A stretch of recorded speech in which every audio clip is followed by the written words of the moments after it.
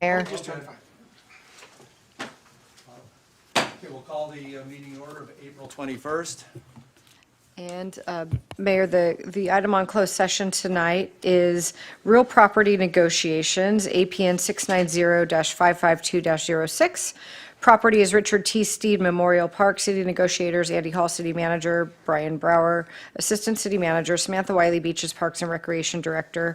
Negotiating parties, Rhinos Rugby, under negotiations, price and terms for potential financial contribution for development and use agreement. Motion to adjourn to closed session. So moved. Second. Moved by Mayor Pro Tem Noblock, second by Councilmember Enmeyer. All in favor? Aye.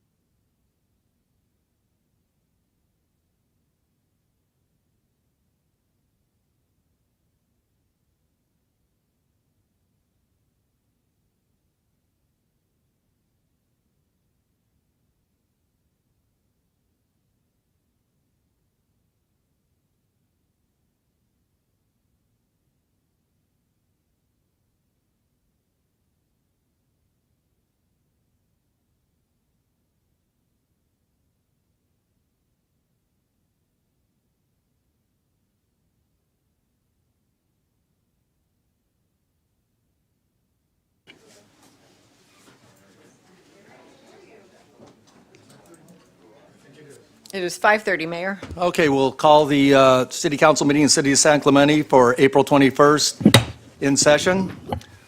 And first item on the agenda is invocation given by Pastor Carl Stuckenberg with St. Andrews by the Sea United Methodist Church. Let's be in prayer. Gracious God, we give you thanks for this city, for its beauty, for its people, and the spirit of service that runs throughout. And we ask for your wisdom to rest upon the council tonight, that their deliberations would be guided by integrity and humility and a hope to do what is best for this community. I ask that you would look over our first responders who stand watch over us, firefighters and police officers and paramedics and all who run towards danger so that others may be safe. And may this city, San Clemente, continue to be a place where neighbors look after one another, where every voice is heard, and where the common good leads the way. We ask this in your name. Amen. Thank you, Pastor. You're welcome. Dee Coleman, why don't you step up and lead us in the pledge, since you're still standing. Where do you want, from right here? That's perfect. All right, well, thank you. I pledge allegiance To the flag of the United States of America and to the republic for which it stands, one nation, under God, indivisible, with liberty and justice for all. Yeah, Madam Clerk, making note that all 5 council members are present. Thank you. Next item on the agenda, we do not have special presentations, so next item on the agenda is council member reports. Okay, who'd like to kick it off? Victor? You want me to go? I do. All right, I sent a couple letters out. Mike back, but I'm related to, Mike. You might, Vic. Ooh, yeah. We've been gone for 2, it'll bend it down, yeah. 2 letters out, they'll be on file. I have, since we shortened our presentations, I've decided just to go over the list of things that committee reports. OCFA, we had a meeting since our last meeting. We have a meeting this week on the budget and the songs. We had 2 preparation meetings, and we have next week a songs quarterly meeting coming up. We had 1 golf course meeting. We had 1 advisory committee meeting, and we have a new advisory committee coming up in 2 weeks. Cal Cities is coming up this week. The SCAG, we have a conference coming up in, I think it's 2 weeks. And I was going to mention one other thing, because I was on a conference call today, and it just hit me that it was with Tom Holman, the border czar. And one of the things he mentioned I think was significant is that there was almost 300,000 kids that were not found, left, that the U.S. government struggled to find. And he made it his commitment to try and find those kids. There were undocumented kids that were brought into the U.S. And he mentioned that he's found to this date 146,000 of those children. But what was most telling about it, he says once he leaves administration, once he leaves government, he's going to do whatever he can, commit himself to finding those other kids wherever they might be. And so I just thought that was a relevant issue for our community. That's it. Thank you. Zen? Thank you, Mayor. On April 16, I attended OCSD's Orange County Sheriff Department's Medal of Valor luncheon and to recognize our police officers. On the same day, the Orange County Mosquito and Vector Control District Board meeting. I want to let the community know that this year is a little different in that we have a much higher mosquito count for various reasons because the weather and the water supplies and so on. So be careful. Make sure the waters in your yards are removed flip your sources and so on, because those Aedes aegypti, they bite you during daytime and they're nasty. On April 17th, attended a Coral Thrift Store ribbon cutting for their 60 years anniversary in town. That's all I have. Thank you. Thank you, Zen. Mark? I'll try and get, it's been a month, so I'll try and get through as much as I can. Wednesday, March 18th, attended the Samueli Foundation premiere of the movie highlighting human trafficking called Right Track. March 26th, had the Cal Cities Coastal Cities Group Leadership Meeting. We discussed state legislation, bipartisan state legislation to stop oil and gas drilling off the shores of California due to the Trump administration's rolling back federal protection of our coast. We worked to support AB 2373, which also the neighborhood scale adaptation approach and deals directly with cities and neighborhoods lying within the coastal zone and their local coastal plan of LCP, and other legislation as well. Thursday, April 2nd, attended the 2nd Battalion 4th Marines Dining Out event. It was great to see. I think most of us were there on that one. Tuesday, April 7th, gave a lecture at UC San Diego about San Clemente City issues to students from South Korea, Japan, other East Asian nations who the students were there attending UCSD, and it was great to talk about San Clemente City issues with them. Wednesday, April 8th, attended the Orange County Business Community Workforce Housing Access and the creation of the Affordable Housing Access Platform. Monday, April 12th, had the CASA JPA meeting and a couple announcements there. June 6th is the California Adopt a Pet Day with Cal Animals. Adoption fees will be waived on June 6th. June is also Adopt a Cat Month, and there will be reduced fees for that. On May 3rd, CASA and PPF will have low-cost vaccination and microchip clinic at the Dana Point Community Center. Also, rabies vaccines are free for San Clemente and Dana Point residents with purchase of a license. And summer programs for kids and seniors reading to pets is coming up soon. Tuesday, April 14th, I had a meeting with Bella Colina. On April 19th, just 2 days ago, was the fundraiser with the I-Fi Freedom Network. It was great to see two other San Juan Capistrano Council members there, John Campbell and Howard Hart. It was great having multiple city support to trying to end human trafficking in South Orange County.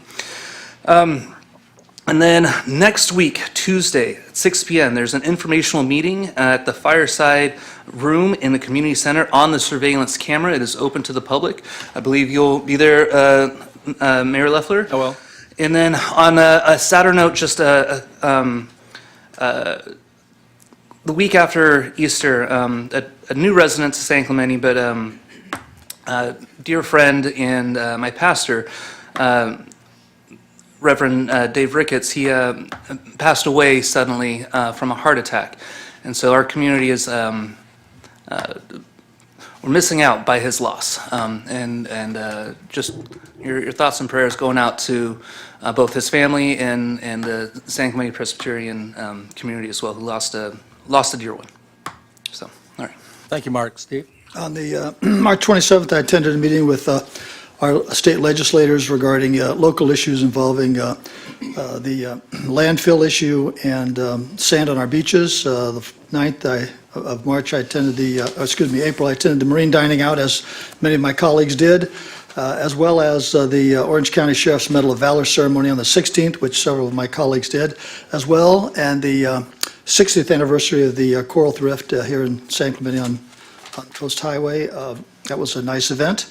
And met with a number of our constituents regarding traffic issues, including some traffic signs that the city staff is currently working on. That ends my report, Mr. Mayor. Thank you, Steve. Lori can put up my, I left out March altogether on my list of activities because April ran into 2 pages anyway, so it's very similar stuff. You're all welcome to take a look or not take a look. It's all fine. Last night I did have a chance to go to the Holocaust survivor event that I know a lot of people have been to. They actually had 2 Holocaust survivors there. It was fantastic. It was really nice to see so many young people there, parents bringing their kids to kind of advise them about what has happened in history. And then also I wanted to acknowledge, and Laura, you can put up one of the photos.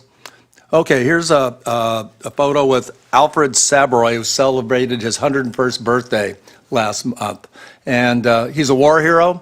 I think he landed at Normandy, had some great stories. And I want to say, if you check out San Clemente Times a couple of weeks ago, Angelica Escobar wrote a really great bio on him. Check it out. And yesterday, or today, I actually went to the second one, if you want to show that.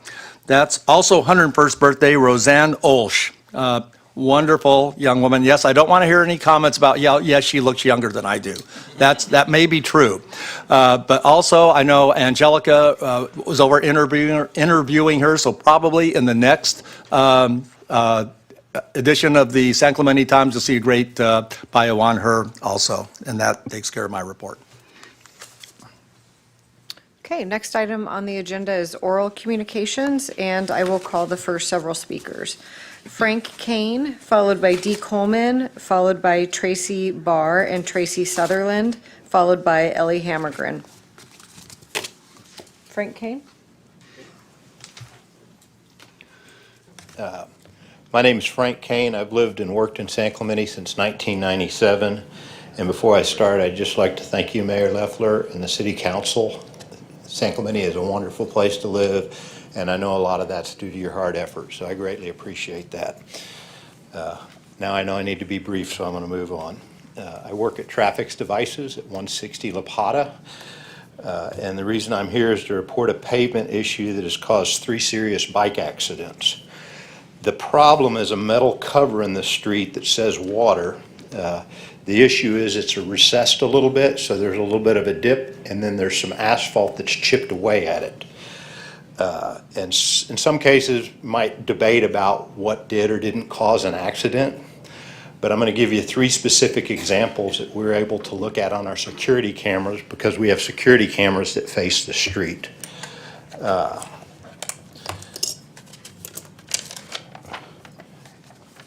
So the first accident, I don't have a date on it. I'm guessing it was about a year ago, but just it was during a work day, and all of a sudden we've got ambulances, fire trucks, a full crew out dealing with a bicycle accident. So I looked at our security camera to see if I could figure out what happened. And in looking at the security camera, it's a downhill, they're coming downhill, and they're coming pretty fast. You know, they fly down that hill. And all of a sudden, the guy on the bike just loses control, and it was pretty horrible looking. He was transported to the hospital with serious head trauma and some other issues. I looked at the video. I couldn't really tell why he lost control. I just felt sorry for the guy, kind of moved on.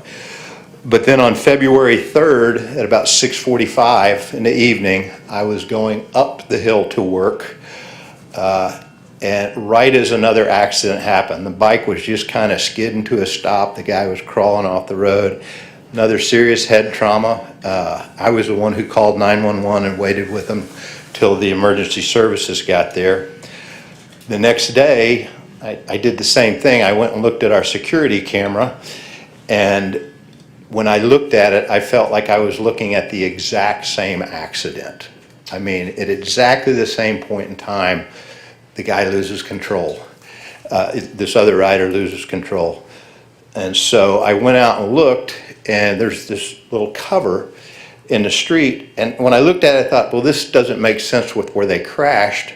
But I went out and I waited for the traffic to die down. I went and I just stood on the cover so that I'd have a relationship of where this cover is from our security camera. Then I went back in and looked, and exactly where I was standing is where these 2 people lost control. Okay, thank you, Frank.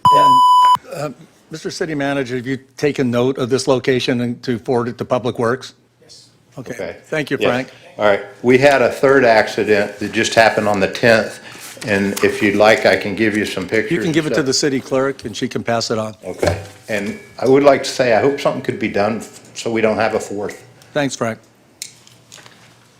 Dee Coleman, followed by Tracy Barr and Tracy Sutherland, followed by Ellie Hammergren. Is there a clicker up here?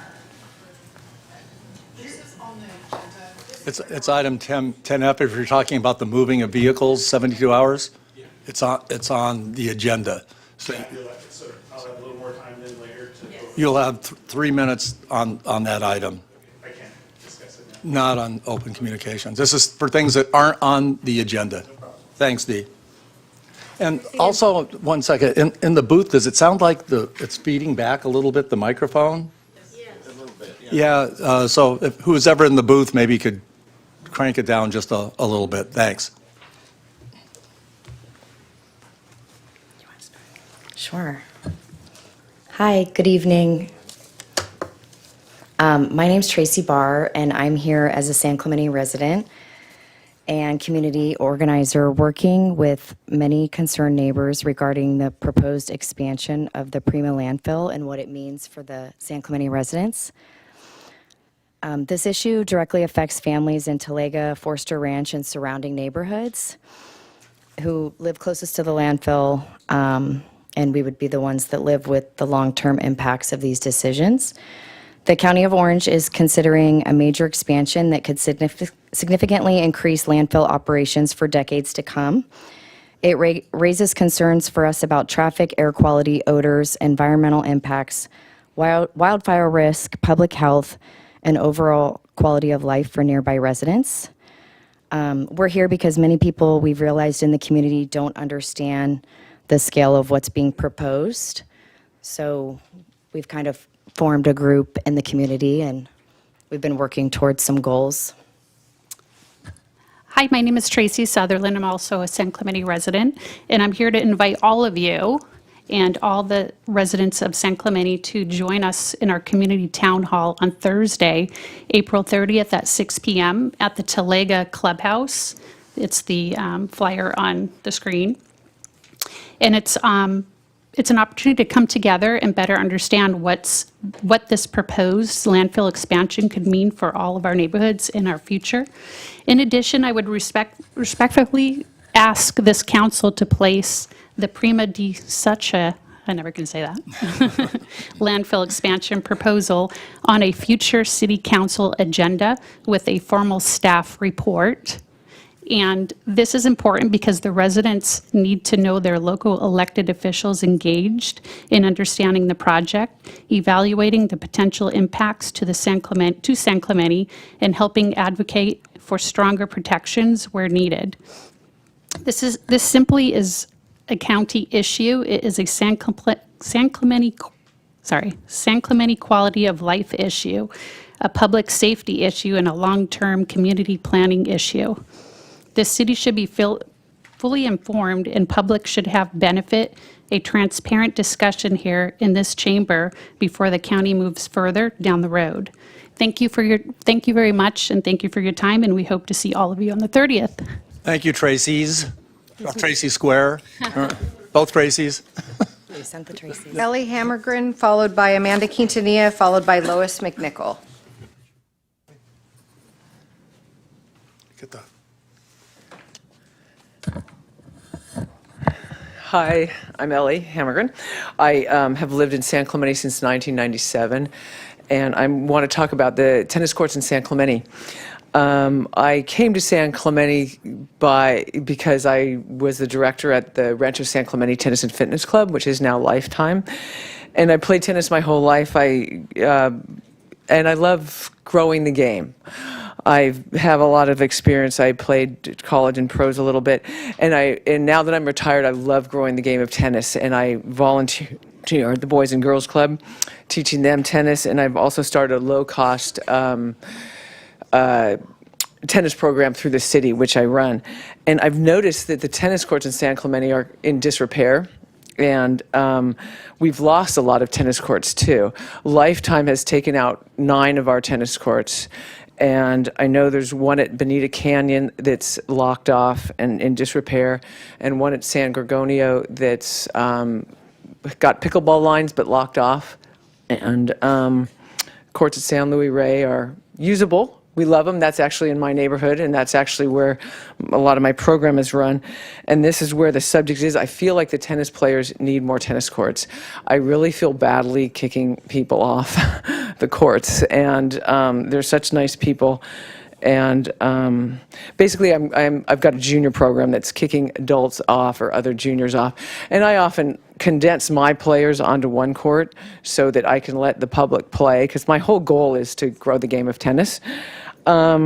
So I'm just hoping that at least the Bonita Canyon court can be repaired. I know that's pricey, but it has been in disrepair for, 10 years? Been locked off, and it's kind of a blight to that cute little neighborhood there. It would be great if you could get another court there. And the San Gregonia court, that sounds pretty cheap to just resurface it back to a tennis court. That would be great. My husband and I sometimes drive around the community of San Clemente looking for a tennis court, and there are none on Saturday mornings. And I feel the tennis players have been quiet as opposed to pickleball players who have, gotten together and had a voice. So I'm speaking for the tennis players and hoping we can get more tennis courts. At least I feel like 2 more tennis courts would be easy. So thank you. Thank you, Ellie. I love the city, and I love growing the game of tennis. Thanks. And I think our Director of Beaches and Parks is actually in the audience here. And Ms. Wiley, could you look into addressing some of those concerns? Oh, she's out. Oh, now she's out. I have spoken with her, but I thought I'd speak with you Well, too. Mr. City Manager, could you relate that to our, We right now are, as you know, preparing for our next 2-year budget as well as a capital improvement plan.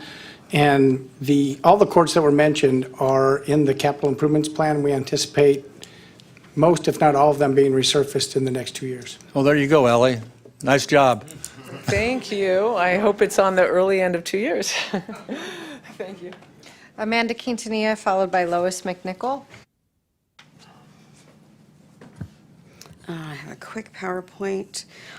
Because elections are on the agenda, or topics of elections, I thought I would just briefly, and as far as the tennis courts, hopefully we can use development impact fees with that. Next slide, please.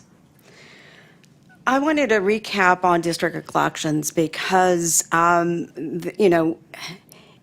Michelle R. Jackson Bro basically forced the city of San Clemente to go to district elections. And the caveat was that it was going to help minorities, help people have a better chance on getting on the city council. This was a map courtesy of Vonnie and Tom Barnes, which I proposed at the city council in 2023 because they were not able to attend. And next slide, please. And at that time, here's District 3, which included Rancho San Clemente, Marblehead Inland, Marblehead Coast, Highland Lights, Presidio, Broadmoor. And at that meeting, I was really thankful that Mayor Chris Duncan allowed a couple of us to speak a couple of times because it was really important. But, there have been problems regarding some inaccurate statements, promising support that in 2026, it's your turn. And it seems to me that candidates were locked out when they wanted to run, and they had to wait for a couple of years, basically lying through people's teeth. And recently, there was an announcement at a public forum of a candidate. And there was claps and cheers for this candidate, and it was just wonderful to see that support, that level. However, one of the council members that was there claimed he didn't know that person was running and prevented his chances for applying for an endorsement. And I mention this is because it's so wrong to disenfranchise someone who has served our country for years, who has been the embodiment of respect, honor, integrity, leading by example, a born leader. And so I wanted to bring this to light, is that choosing these districts based on where you live and eliminating them really disenfranchised a lot of people. But at that meeting, this former candidate did thank Chris Duncan and Mayor Duncan at the time and Mayor Pro Tem Mark Enmeyer, because they proposed some maps putting other people ahead of themselves. Thank you. Thank you, Amanda. Lois McNichol? Yes, reminder, the primaries are coming June 3rd, June 2nd. There are several critical issues that are not being properly discussed or clearly explained by the City Council. These include state legislation affecting San Clemente, the evaluation of the Sand Savers proposal, the protection of thriving local businesses, and most importantly, election integrity. One example is AB 495, referred to by some as the Kidnapping Act, which raises serious concerns about allowing individuals other than a parent or designated guardian to remove a child from school. This issue deserves transparency and clarification from city leadership. I'm sure Mark is right on top of this. And when it comes to coastal preservation, Sand Savers offers a potential long-term solution for beach restoration, not replenishment, using local sand. The chief engineer has expressed a willingness to present this approach to the city. However, this opportunity has not been explored. Instead, the current direction appears limited to dredging as the sole method of sand replenishment. Exploring alternative solutions is not just responsible, it's reasonable. Local economic vitality is another concern. Events like Cars and Coffee generate revenue and support small businesses. Rather than recognizing their value, the city scheduled a public hearing to determine whether such a popular event should continue. There were also concerns about limiting public participation during discussions. But every resident has the right to be heard, and that right should be respected. Right, Victor? It is also worth noting that this is a contradiction in proposing higher sales tax while potentially eliminating events that contribute positively. Election integrity, though, remains a foundational principle at every level of government. It should be treated with the seriousness it deserves. When discussions on this topic are dismissed or avoided, it raises concerns about transparency and accountability. Issues brought forward in prior meetings should not be allowed to fade without proper consideration. But I'm sure Steve will put this on the agenda soon. California residents value their freedom and their ability to participate in self-governance. While challenges exist at the state level, local leadership still has the responsibility to act, advocate, and represent the interests of the community. Saying there's nothing we can do isn't a sufficient response. Thank you, Lois. Your time management is excellent. That's it for oral communications. Moving on to motion waiving reading in full of all resolutions and ordinances. Have a motion?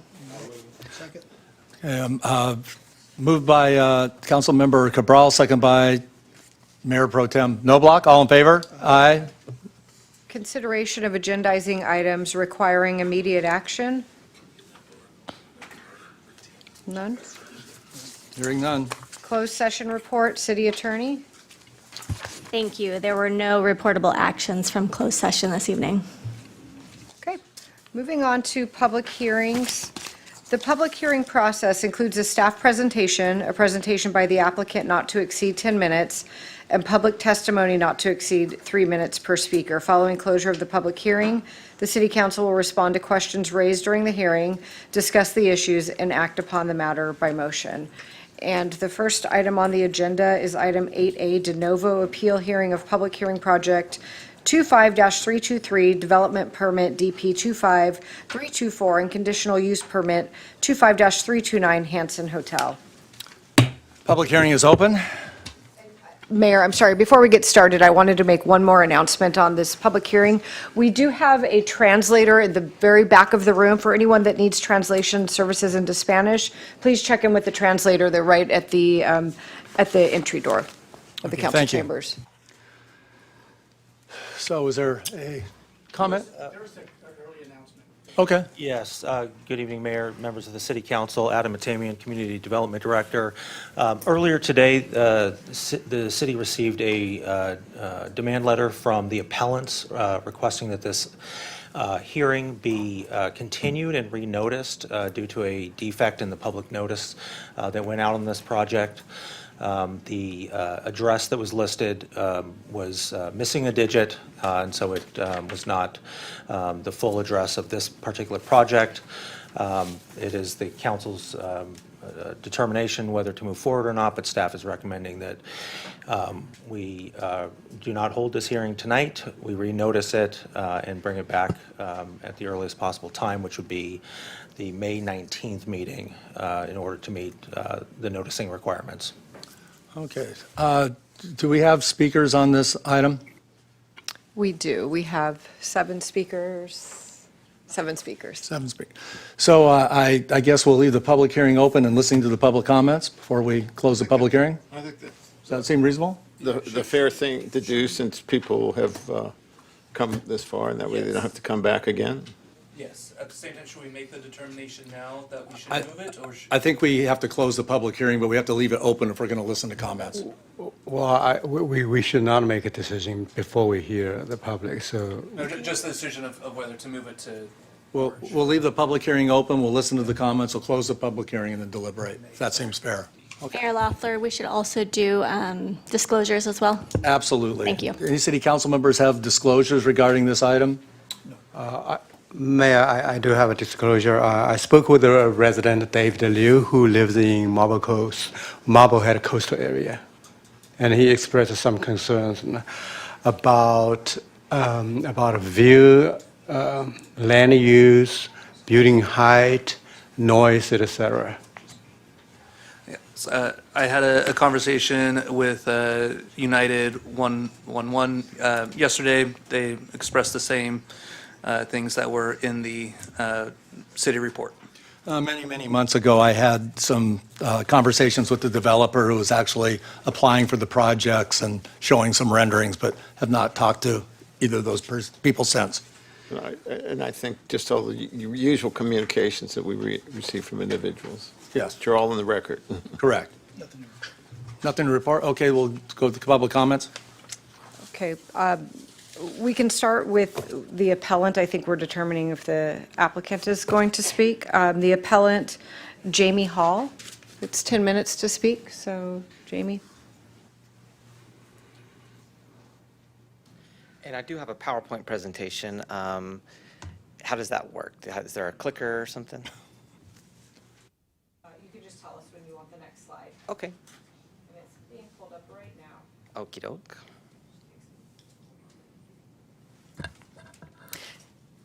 And just a point of order, just making sure I understand what's happening.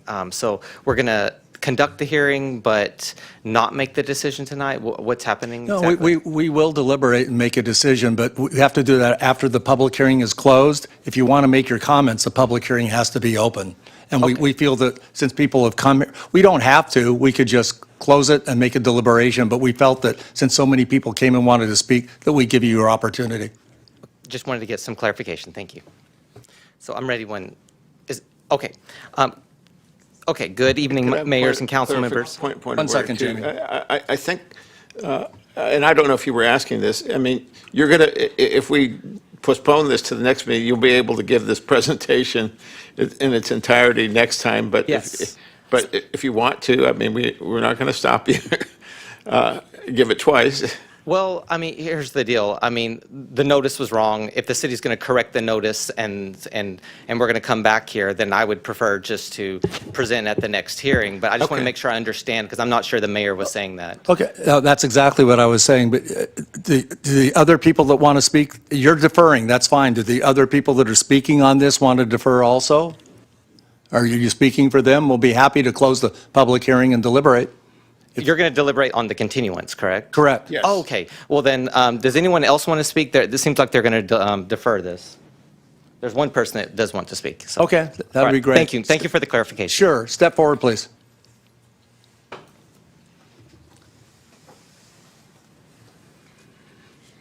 Might as well. I spent some time preparing for it.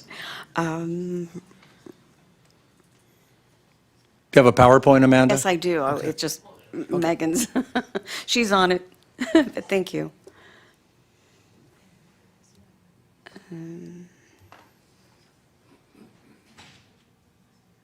All right, next slide, please. So the concern that was raised is regarding endangered and threatened species. And of course, the city has to abide by the California Endangered Species Act and the federal ECA, along with habitat conservation, restoration, and collaborative land management. Key actions include listing species, developing habitat conservation plans, issuing incidental taking permits, and using tools like safe harbor agreements. And that's something that we can't just look, even if it's basically, if it doesn't apply to CEQA, that it does. According to the Department of Fish and Wildlife, I had spoken to her months ago regarding another matter regarding clearing of open spaces, and she says, even if you have CEQA, you still have to abide by the California Endangered Species Act. Next slide, please. This is near the site, and I'm just kind of wondering what happened to this site, because it was my understanding that there was some endangered and threatened species.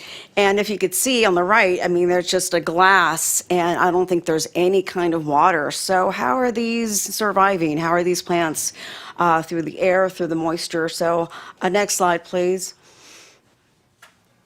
This was taken, and this is just full of weeds and all that. So I understand about leaving it in its natural state. However, I'm wanting to know, has there been any documentation regarding what is the condition of that going forward? Next slide, please. Again, a lot of brown there, a lot of weeds. Next slide, please. So the conditions are deplorable. When reading through this, I was concerned about the Hanson Hotel, and Section 7.3 says the sale of beer, wine, and alcohol for on-site and off-site consumption. I'm kind of wondering, what is off-site? Because are you going to be just parading down up and down North El Camino Real to the beach and all that? I think there's laws against that, right? We've seen that on Del Mar, open containers up and down, half bottles of wine, half bottles of vodka, beer, and all that. There's the concerns regarding landscape of trees by the property owner, which is in the public right-of-way. And recently, there has been case law that people were sued because they did not know how to trim them, and it costs the city money. Next slide, please. So there's California gnatcatcher, that there's potential for that being there. It's in the report. Next slide. Also, the habitat assessment for Crotch's bumblebee needs to be conducted by a biologist. That's a concern. Next slide, please. And I think that's it. Thank you. So there's a concern regarding the environment. Thank you, Amanda. Does anybody have any questions of staff before I close the public hearing? I think there was one other person. Oh, there's another speaker? I heard there was one. Is there another on this? Okay, sir, step forward.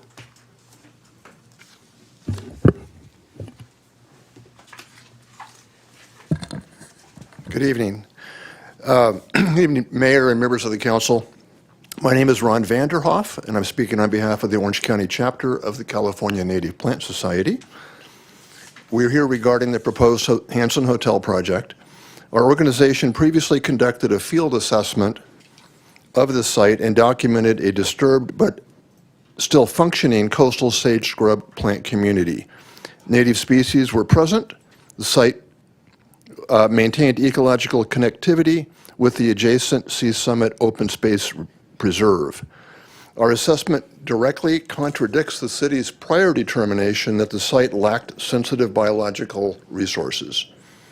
We remain concerned that the site may qualify as environmentally sensitive habitat area under the California Coastal Act, particularly given its adjacency to significant conserved habitat. The characterization of the site as surrounded by urban uses, quote, does not reflect the actual landscape context. The site is immediately adjacent to the very large Sea Summit open space conserved parcel. In January of this year, all Since our original letter, which was sent in August and not responded to, a significant and troubling development has occurred. In January of this year, all the vegetation at the site was removed. A follow-up site confirmed that the site had been completely and thoroughly cleared to bare soil, eliminating all native plant cover, including the coastal sage scrub community that we had previously documented. This raises serious regulatory concerns. Vegetation removal is considered development under the Coastal Act and may require a coastal development permit, especially where sensitive habitat is present. We have not been able to identify any such permit or authorization. More importantly, clearing the site during an active entitlement process may have altered the environmental baseline. Under both CEQA and the Coastal Act, environmental review must be based on accurate pre-disturbance conditions, not conditions created by conditions created by the recent clearing. The absence of vegetation totally does not erase the documented presence of coastal sage scrub habitat at this location. Based on these concerns, we respectfully request the following. The city deny approval of the project unless and until full compliance with CEQA and the Coastal Act is demonstrated. Number two, that a comprehensive biological assessment be prepared using pre-disturbance conditions. That the city coordinate with the California Coastal Commission regarding potential unauthorized development, and that the site be restored to coastal sage scrub habitat using locally native species consistent with the surrounding preserve. Thank you for your comments, sir. Thank you. So any questions of staff? I'll close the public hearing, entertain a motion. Mayor, I make motion that we continue this item to May 19th, and the next the regular city council meeting. Is it a May 19th or May 5th? May 19th. May 19th? May 19th. As soon as we get the announcements. Okay. To the meeting of May 19th. Yes. Do I have a second? I'll second the motion.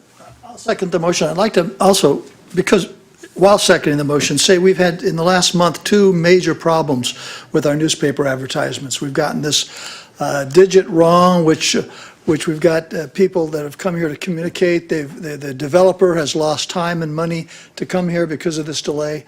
I think it's very disturbing that we've had simple mistakes causing these kind of delays. A few weeks ago, we had another advertisement in the San Clemente Times where the name of the city was misstated completely. And Mr. City Manager, I know there are other options for advertising, but I second the motion want to express my frustration. I'm sure all of our frustration with how this is having to be continued and with the advertisement and the notification. So I just hope we look at other options for communicating if our current communication systems are not as tight as they should be. Yeah, City Attorney wants to Sorry weigh to in. interrupt. I did just want to make sure we're doing this right. So if we are continuing the public hearing to a date certain, we do want to reopen the public hearing before we do that. Oh, We want to close it because we need to re-advertise. okay. Yeah, that was, It's closed. that was my point, I have a point of order. This is actually a new hearing coming up, a new hearing de novo. It's not a continuation of this. Correct. We're continuing this. A new hearing to A Novo. new hearing. With new notice. With new notice, with a report coming from our, Staff. that's been complied with. Yep. Okay, we have a motion by Councilmember Wu, second by Mayor Pro Tem Knobloch. All in favor? Aye. Opposed? Hearing none, it's passed. I just want to point out that all the parties on both sides agreed to this and sent us letters. It's in the record also, so. With our apologies for the inconvenience. Also added to it, I'd like the city manager to look into if it's caused by the city, possibly waive the fee related to re-noticing. Noted? Okay. Next item on the agenda, item 8B, public hearing to consider introducing the first reading of ordinance number 1804 for the continuance of the temporary Parklet program and an amendment of the Parklet design standards, and to consider the project categorically exempt from the requirements of the California Environmental Quality Act. Public hearing is open. Do any council members have any ex parte disclosures to make? Well, I will start, I guess. I think I've talked to anybody I could talk to about this issue, going up and down Del Mar and talking to business owners and the DBA. And since the last hearing, a lot of communications, too many to mention, but. Just a quick point of order. Do we need to do ex parte on this one? We Okay. do. All right. I'd just like to echo Mr. Cabral's comments. I too have had a number of communications, including the San Clemente coffee, Friday morning coffee. It was a major point of discussion. The city manager was there as well. It's a hot topic in town, so I couldn't identify all the people I've talked to that have expressed opinion one way or the other, but those communications have not caused me to be biased one way or the other. I've made numerous visits to Del Mar and talked to numerous business owners and residents, including a on-site field trip with our city manager, assistant city manager, community development director, Department of Public Works, and city attorney to look at the location and do an in-depth visual study of it. Nothing that I've seen or heard would cause me to have any issues deliberating on this issue. I have no disclosure to make. Other than eating at the restaurants over the last 5 years and enjoying a good meal here and there, I have nothing else to disclose. City Clerk, do we have any communications received after the agenda was published? We do not, no. Okay, I guess it's time for the staff presentation. Thank you, Mr. Mayor, Council. My name is Zach Ream. I'm your acting city planner. So I was here, you'll remember, about a month ago, and the council was briefed on this item, although it wasn't the primary agenda item. It was part of a larger zoning amendment process. The Planning Commission previously recommended the City Council consider this item separately. You also had a lot of public correspondence at that March City Council meeting. So staff have also been busy speaking with the business community and holding 2 design review meetings, and we did a little bit of public engagement at Earth Day over the weekend. We've heard from different perspectives as well as design review, which is what you all asked for. So we had the 2 design review hearings, and the primary recommendations that came out of that are shown on this screen. I'll show some nice pictures coming up. But the suggestions from design review that staff agree with on this slide are here, and then there's a few points where there's subtle disagreements between design review and staff and the public. Most all people agree the parklets should be squared off, that they shouldn't spill over into 3 full parking spaces. They should be more of a square angular design. There's a little disagreement on what the word squared off means, but that first came up at the city council hearing. Additionally, most of us agree that, and staff recommends, they not obstruct the frontage of adjacent businesses, that parklets be limited to the frontage of the subject restaurant business. Additionally, they should not spill over onto the adjacent sidewalk.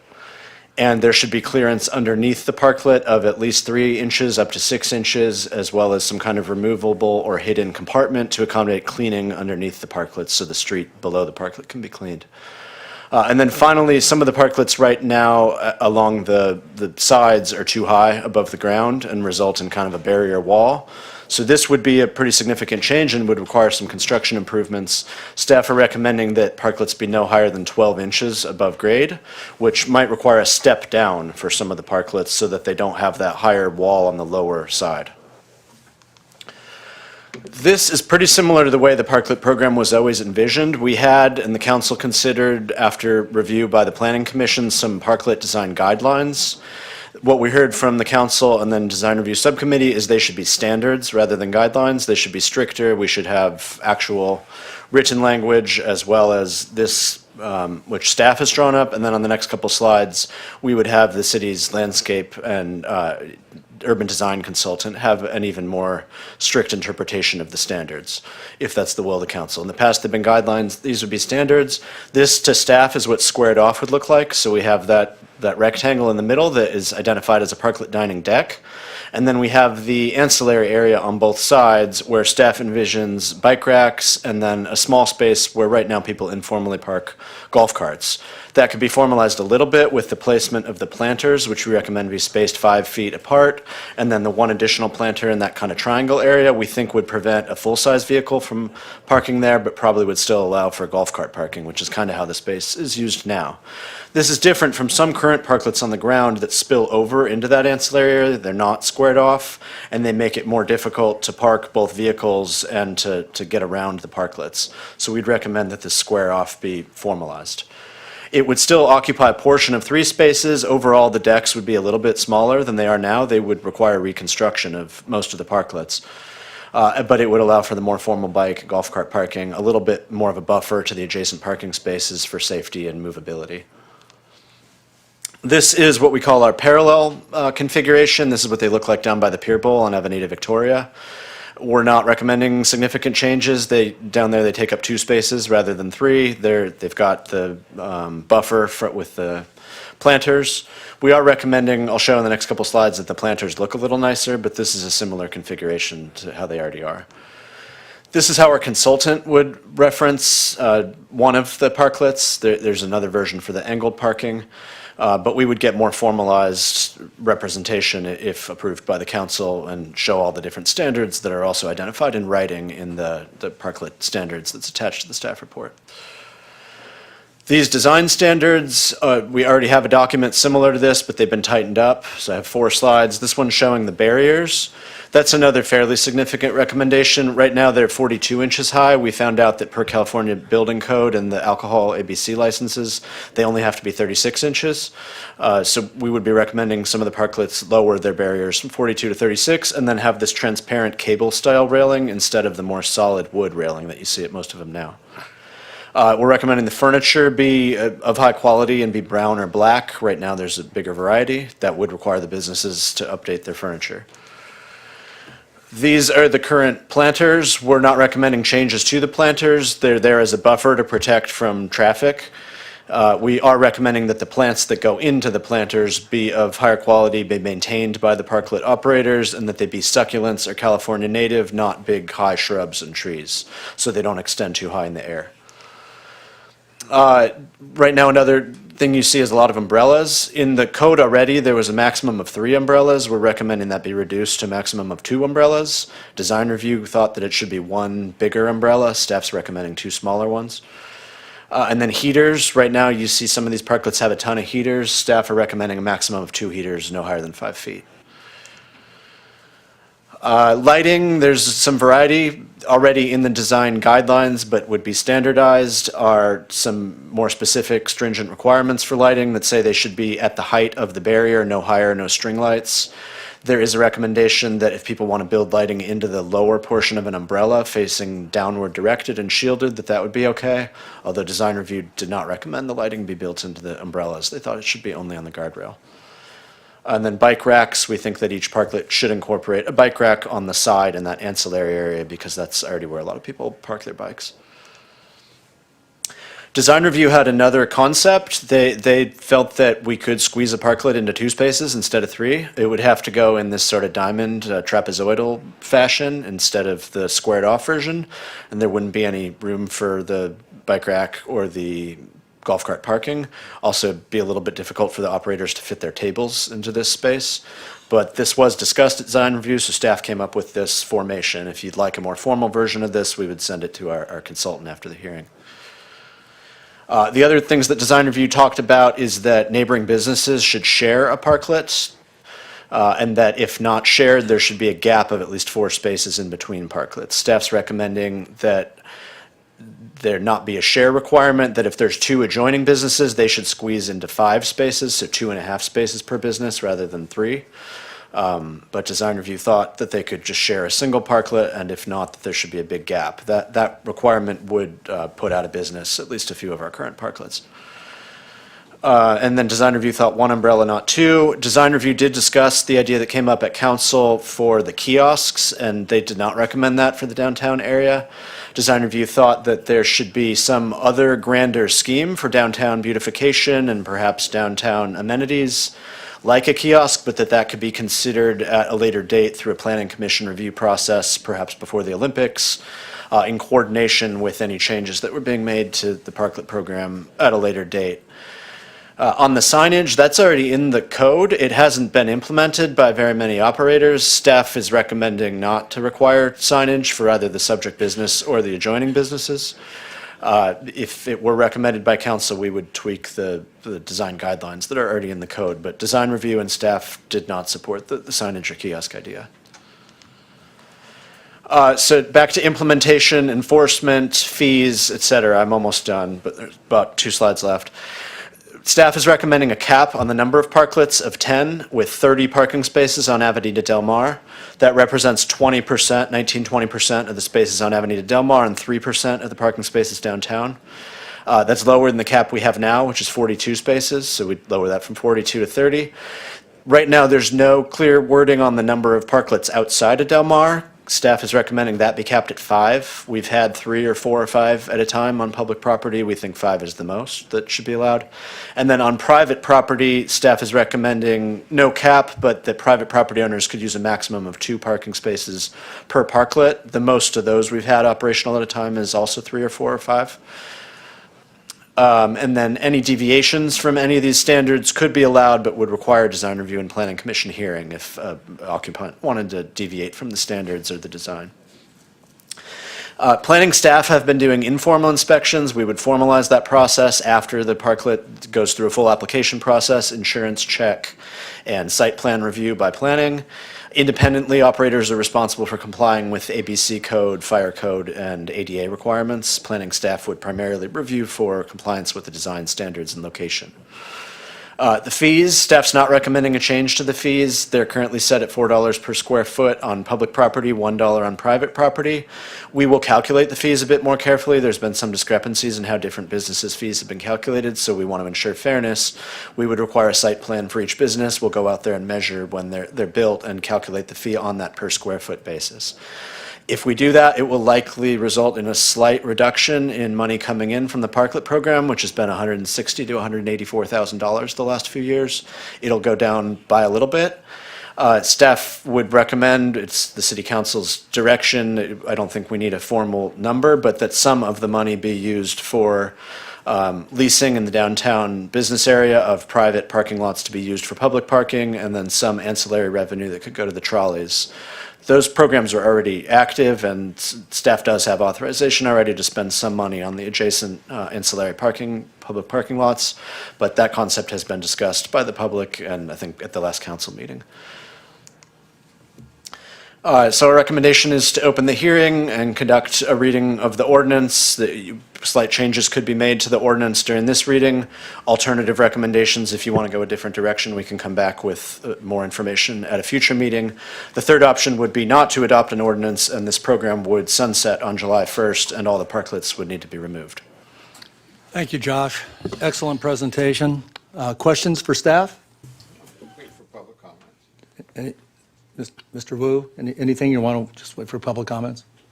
Or you have any comments? No, not at this moment. Okay. I just had, it seems minor, I'm just curious, why green umbrellas? In the comments that we received throughout this process, part of the issue of obstruction was brought up. The imposition of some of these parklets and the visual nature of the areas where they exist was discussed. The green was looked at as blending most with street trees and not producing another visual focal point to draw attention to parklets, and so green was just staff's idea of a way to have it blend a little bit more with landscaping.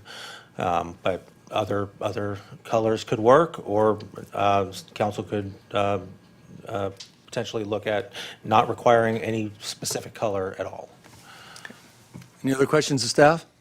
Madam Clerk, how many comments do we have? 11 speaker cards. Let's start calling the names. Okay, Ellie Hammergren, followed by Mickey Rathman, followed by Amanda Quintanilla, followed by Adriano Piazza. Ellie. Hi again.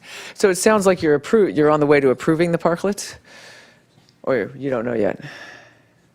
There's been no deliberation. This is just a presentation. I'm really happy to see, it sounds like you guys are on the way to approve it.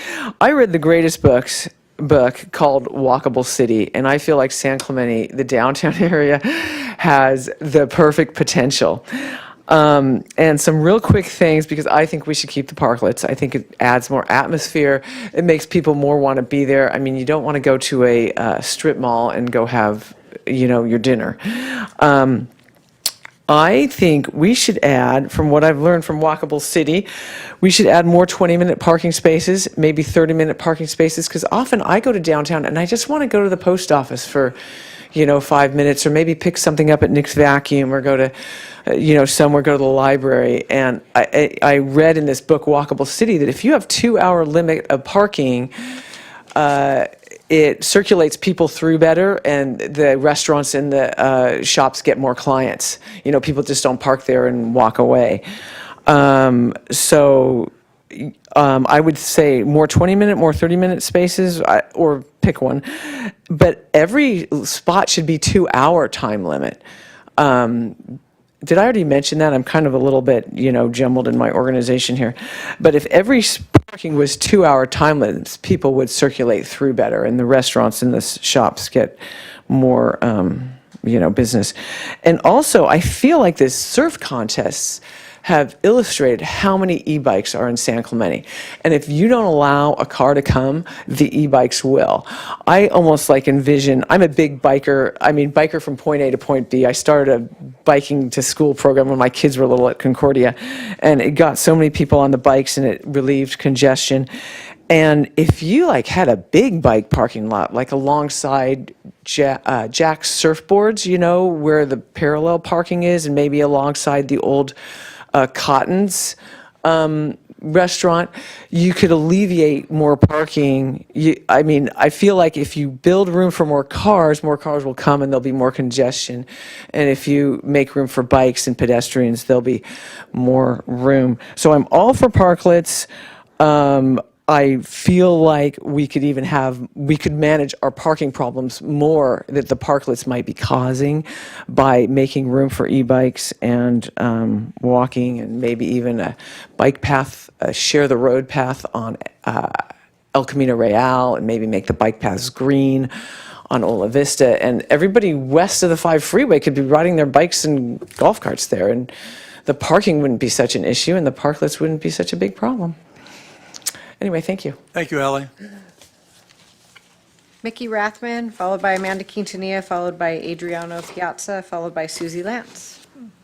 Good evening, Mayor and council members. I'm Mickey Rathman, a local resident and downtown business owner. I appreciate the work that the staff has done to improve the Parklet program. There are meaningful updates there, especially the requirement that parklets remain within a business's frontage and not extend into the front of a neighboring business. This is an important and a necessary fix. I do want to be clear, though, that while we're discussing limits, the current footprint is not holding steady, it's growing. In the last week, another restaurant has added a small deck, and we're also seeing counters and service elements extending into sidewalk space. So in practice, parklet expansion is continuing. There's a common sentiment that restaurants are what drive people downtown, but that's not entirely true. People come to downtown areas for an experience, and that experience is created by a mix of retail, restaurants, and services. And a big part of the experience is being able to easily access downtown, including parking. Retail plays a critical role in that experience. Retail creates discovery. We're giving people a reason to stroll, to browse, and to stay longer. We support the very foot traffic that restaurants also benefit from. A thriving downtown is an ecosystem, and no one part of that ecosystem should be allowed to expand at the expense of others. The concern with the Parklet program, even with improvements, is that it continues to disproportionately benefit one type of business while others absorb the impact, especially through the loss of convenient parking and visibility. So the question isn't just how we improve parklets, the question is, how do we protect the balance of our downtown? Because once that balance is lost, it doesn't come back easily. And if we continue down a path where public space is incrementally absorbed by one use, we risk changing the character of our downtown in a way that doesn't serve the full community. We all want a vibrant, fun, thriving San Clemente. So I would ask, as we continue refining the Parklet program, what is the plan to address parking and ensure we are supporting all businesses downtown, not just one segment? Thank you, for Mickey. your time. Amanda Quintanilla, followed by Adriano Piazza, followed by Susie Lance, followed by Alberta Ayala. It's wonderful to hear Mickey speak. And one of the things that during the holidays, it was wonderful to see Assemblywoman Lori Davies with her family and friends going down Del Mar. And it is for the experience. And Mickey is definitely right about that. I attended the Design Review Subcommittee, and one of the things that came up was if the city is going to basically discuss or enact or an ordinance regarding the design, shouldn't the building inspectors go and inspect them? But I think there was a concern regarding that they didn't want, the liability was on the business owner and not the city. But if you open up that the building inspector should go and supervise it, and you're dictating what kind of design these parklets are going to be, there's some kind of shared responsibility in that, and that is a concern. As far as higher quality plants, I know that Chopin has wonderful mandelias there, and they're really in bloom, they're beautiful, and other businesses have that. As far as the green color for the umbrellas, I think it was Adam that chose that. At the Design Review Subcommittee, there was mentioned no benches. However, Coastal Cowboy already has a bench. Bike racks were mentioned, and at the Design Review Subcommittee, I said, all you have to do is go up and down Del Mar, and we already have bike racks. So why put an additional cost to our city when we already have them? I did present a PowerPoint presentation, and I forgot to forward it, so I'm just relying this on memory.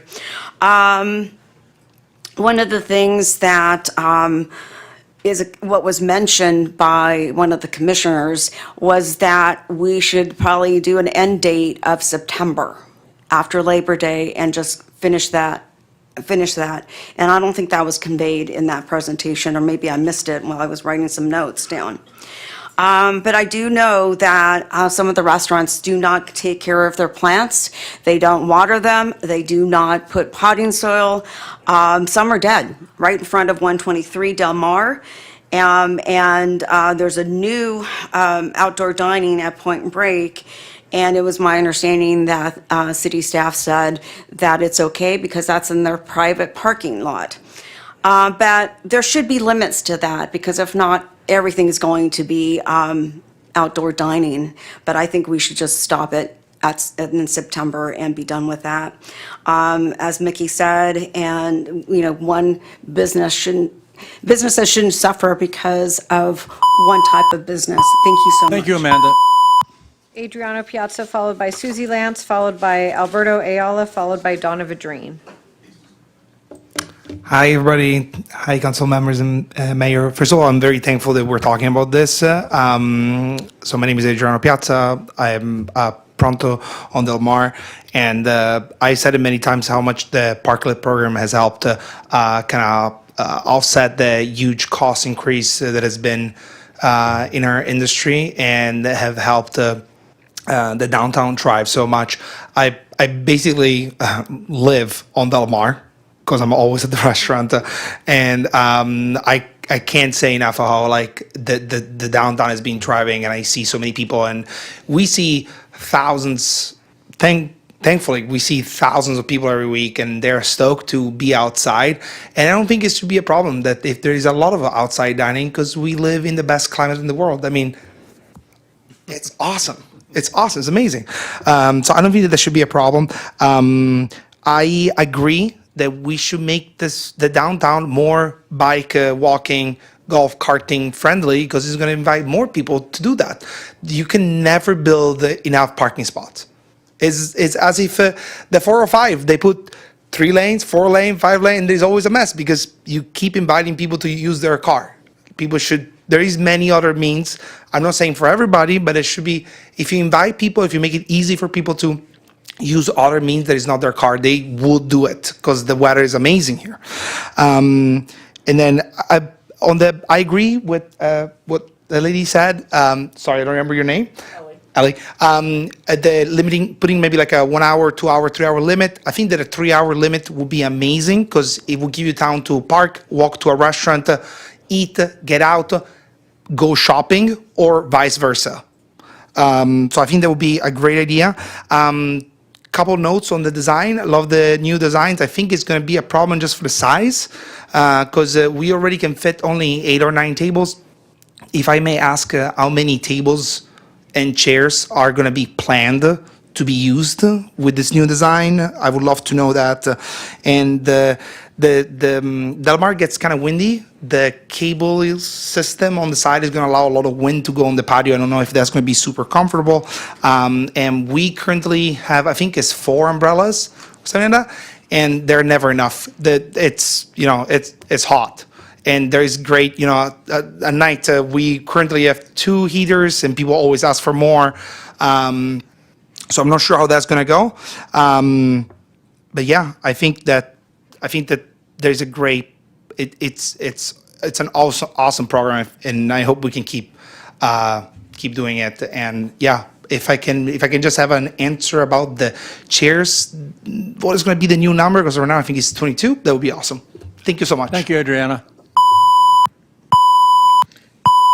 Sorry, Susie Lance, followed by Alberto Ayala, followed by Donna Vadrine, followed by Rick Anderson. Hi, Susie. Good evening, city friends. I'm Susie Lance. I represent the San Clemente Chamber of Commerce. I'm the Chief Executive Officer. And the chamber, like always, has been busy. The last couple of weeks, we put out a survey for our members that are positioned on Del Mar. And I wanted to present those results. The input from the survey does reflect this real-time feedback from our downtown business community. Of these respondents, 60% were retail and service businesses, and 40% were restaurants. Of those surveyed, we had 80% who support continuing outdoor dining in some form. We had 60% of respondents supporting outdoor dining as it currently stands. 20% prefer to continue outdoor dining with some modifications, and 15%, interestingly, are unsure or oppose any modifications. When asked about their top priorities as related to outdoor dining downtown, 50% said that downtown vibrancy and restaurant success is their top priority. 40% parking availability, that was their top priority. And 30% business visibility and access. So from these surveys, we're seeing that businesses are not really divided. What they're asking for truly is just a balance between this vibrant downtown and parking accessibility. The chamber does support continuing the outdoor dining, but with thoughtful adjustments to improve parking and access and maintaining visibility for the businesses. We want to ensure fairness across the business types and obviously preserve this vibrancy of Avenida Del Mar. What we recommend is taking this kind of block by block approach and possibly considering fewer outlets or fewer parklets or smaller parklets. This just, again, shows the Chamber's direct involvement with our businesses day to day. We certainly appreciate the city's leadership, and we look forward to continuing to work together to support this economic vitality and accessibility. Thank you so much. Thank you for that valuable information, Susie. Absolutely. It's not easy to get feedback from all these businesses, as all of you know that have been speaking with them. It's a lot of work. People are busy. But we did make this a priority, and hopefully this is helpful, and we can certainly provide more Thank you information for as taking the needed. time to do it. You're welcome. Alberta Ayala, followed by Donna Vadrine, followed by Rick Anderson, followed by Kathy Ward.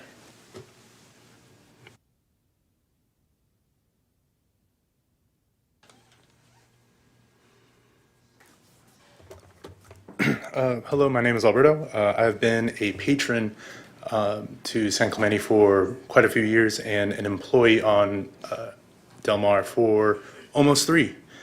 And I understand that all businesses in the city, and in particular those on Del Mar, wish for more accessible parking, but removing the parklets is a Band-Aid for the ever-growing issue of parking. The parklets allow expansion of business for establishments that drive a large percentage of foot traffic. Removing these would only be a great loss of revenue directly for the restaurants, but indirectly for neighboring businesses and also for the city itself by lowering tax revenue. It is my belief, and I know the belief of many, that the parklet availability be preserved, and I also believe that the parklets can and should be refined in their aesthetic to be more cohesive with city architecture and be less intrusive to adjacent businesses. But to address the universal problem that is parking, I believe that we have 3 changes to explore. First, a Del Mar employee parking be designated that is accessible and will remove competition for patrons. And also this parking be not add a significant commute time for these employees. Second, the local trolley system should be advertised much more and refined, such as a fast track line be added from the outlets to El Camino and Del Mar that runs quite frequently with no additional stops. That would provide an ideal first option for city visitors. And lastly, a parking structure should be built that is the primary option for residents with bikes and golf carts than for vehicle commuters. And to follow up on what was said earlier, a walkable city is always an ideal for any community such as this. When traveling all around the world, you would see cities with bike paths and sidewalks that cut through larger plazas, and this allows more foot traffic, more exploration, and more commerce to just flow spontaneously. And I think that having that spontaneity, having access is the biggest thing, but parking will always be a problem that we have, such as what Adriana was talking about. Expansion will always bring more and more people, but how can we accommodate them if we don't have space for them to hang out, spend money, enjoy their time here? So thank you for your time. I'll see you around. Thank you, Alberto. Donna Vadrine, followed by Rick Anderson, followed by Kathy Ward, followed by Karen Jennings. Good evening, Mayor and members of City Council. My name is Donna Vadrine, and I am a San Clemente resident and a member of the Chamber of Commerce, supporting local business and economic vitality in our city. I'm here tonight to express my support for the continuation of the outdoor dining program through January 2029, along with the proposed zoning amendment and staff recommended updates. The staff report is thoughtful, thorough, and builds on what is already proven to be a successful program for San Clemente. These updates strengthen the program with clearer standards for design, improved oversight, a defined review process, and enforcement.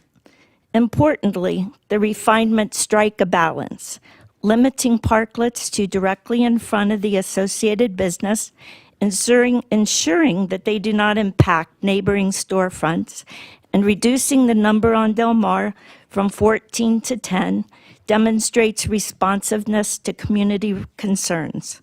The overall parking impact, 19% on Del Mar, and just 3% of the total downtown public parking is measured and reasonable. The enhanced aesthetic standards will further elevate the look and feel of our downtown, aligning with the character of San Clemente. I also support directing program fees towards solutions that offset parking impacts, such as the expanded free trolley service, improved public parking access, and other transportation options. This is not about continuing a temporary response to COVID.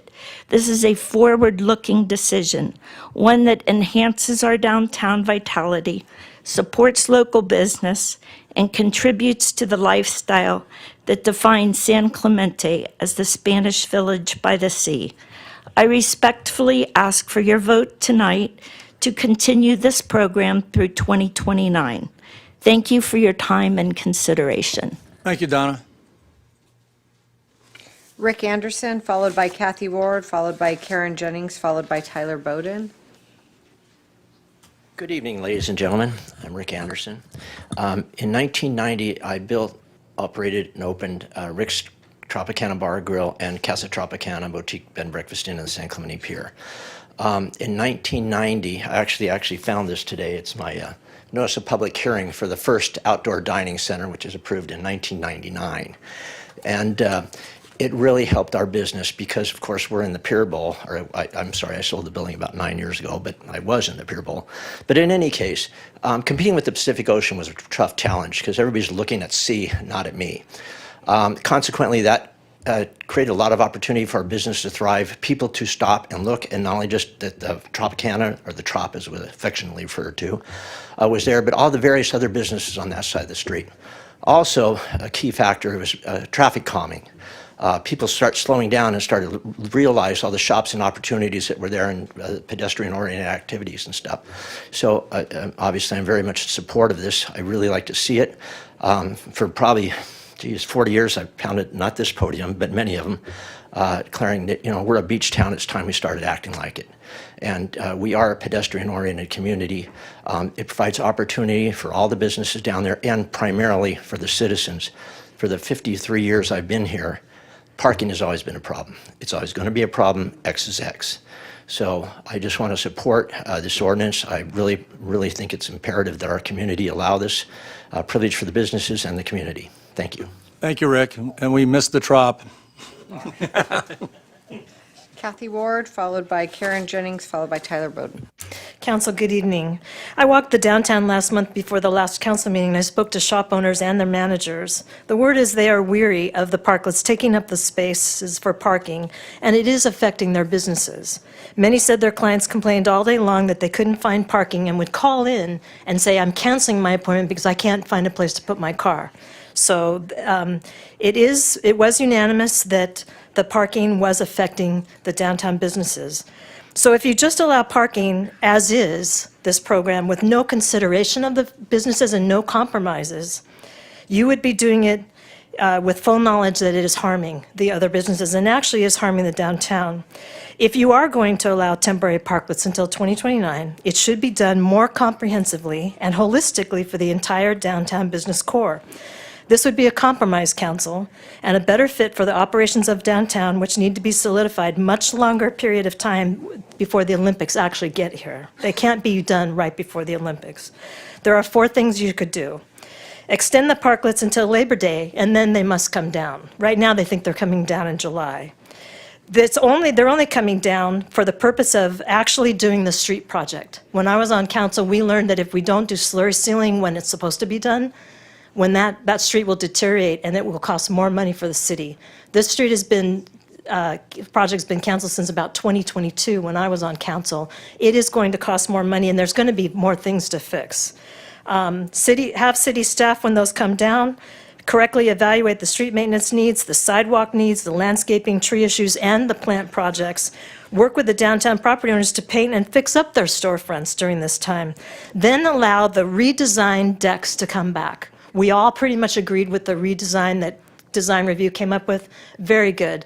The only thing that was talked about is limiting the decks to 2 parking spaces and not allowing them to go into a third, not allowing for that other parking. That's your choice whether to do the 3 or the 2, but in doing the 2, that's one extra way to get some more parking spaces and have the downtown actually start to work. So parklets should be limited to 2 parking spaces.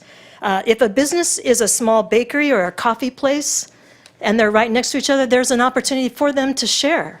They don't need 4 spaces. They do not, and they're not used like that, and they could complement each other, and it would be less cost to the property owners. And again, every 2 businesses, small businesses that combine parking, that's 4 parking spaces that you're saving for patrons to actually come. So limit outdoor parklets to 2 spaces, and this is the one big thing, only to restaurants that currently have no outdoor dining. You are giving them right now to restaurants that we've already given parking waivers to. They already have more seats. They're already impacting the parking. If you give them more outdoor dining, you're giving them 2 spaces. Thank you, Kathy. Please take the compromises. Thank you. Karen Jennings, followed by Tyler Bowden, followed by Wayne Eggleston.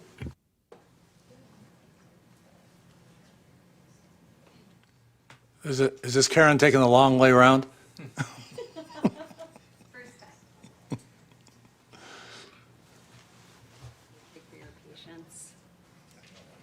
Good evening.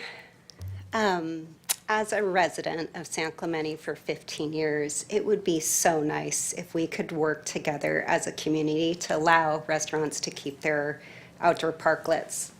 I understand parking can be frustrating at times, and it might take a little bit of patience to locate a spot. But I'd like to argue the truth is I, as well as many others, would have never found my hairstylists or shopped small business shops if it wasn't for the restaurants I was dining at. It's the restaurants that draw me and others into town, both local residents and outside cities. While parking might pose a challenge during certain times of day, this is where I'd like to see the city work together. There honestly seems to be some parking areas like Rare Society that looks zoned off just specifically for them that do not open even until 4 p.m. Library spots that are reserved for staff when the library is closed at times. And I know there are other ways, like Ellie mentioned, that were so creative and I think doable to work together to make just our city flow easier. And again, I know someone mentioned this evening that people are coming to Del Mar for an experience, but truthfully, I think we're living in a very different world today. And shopping, when it comes to shopping, I think Amazon is delivering that experience right to our doors.